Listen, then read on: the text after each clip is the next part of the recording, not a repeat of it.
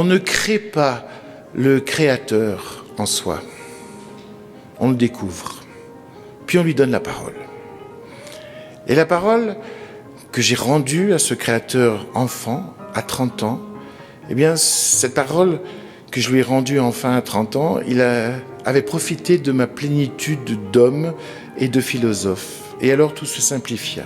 Le 22 novembre, l'Université de Sherbrooke décernait un doctorat d'honneur à l'auteur français Éric-Emmanuel Schmitt pour son apport inestimable au domaine littéraire. Éric-Emmanuel Schmitt, en fait, il est devenu l'auteur le plus lu et le plus représenté au monde parce que dans sa production, il y a de manière à peu près égale des pièces de théâtre et des romans, des nouvelles.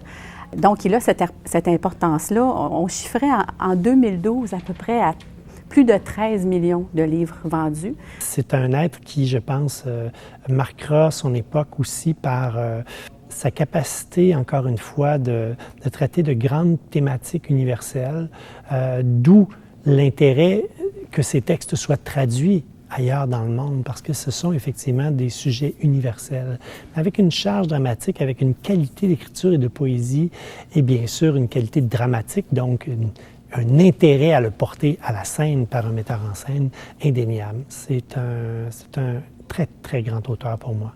Pour lui, l'art doit cacher l'art, donc ça ne doit pas paraître qu'on est très érudit ou très savant. On doit être capable de toucher le plus directement possible l'être humain. Philosophe de formation, homme de lettres et de théâtre, Éric-Emmanuel Schmitt nous rappelle que tous les êtres humains sont habités des mêmes interrogations. Je crois que le fil conducteur qu'il y a dans mes livres, c'est le fil conducteur qu'il y a dans nos vies, c'est-à-dire nous sommes tous habités par les mêmes questions.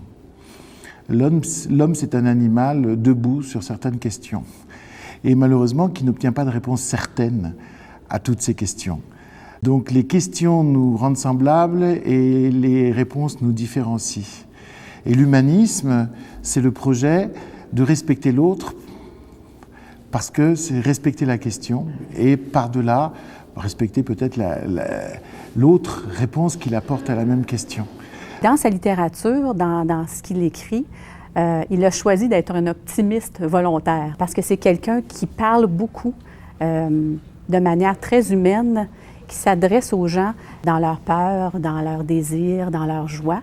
Et c'est quelqu'un qui nous fait du bien à lire. Ses écrits touchent, questionnent et rassemblent. Pour lui, la littérature est véritablement un mode d'exploration du monde. Moi, j'ai pas l'impression du tout d'être un créateur, j'ai plutôt l'impression d'être une oreille, un œil, quelqu'un qui regarde ce qui est déjà là, y compris des histoires qui sont déjà déposés en moi, ou des personnages qui existent déjà, et dont je ne suis que la main qui va écrire l'histoire. J'ai jamais le sentiment de créer, j'ai toujours le sentiment d'être attentif. Donc je me sens pas un écrivain, je me sens un scribe, un secrétaire. En fait, ce que j'aime, moi, c'est rentrer dans le labyrinthe de l'humanité, mais c'est surtout pas pour en sortir du labyrinthe. C'est pour l'explorer dans tous les coins et dans tous les détails.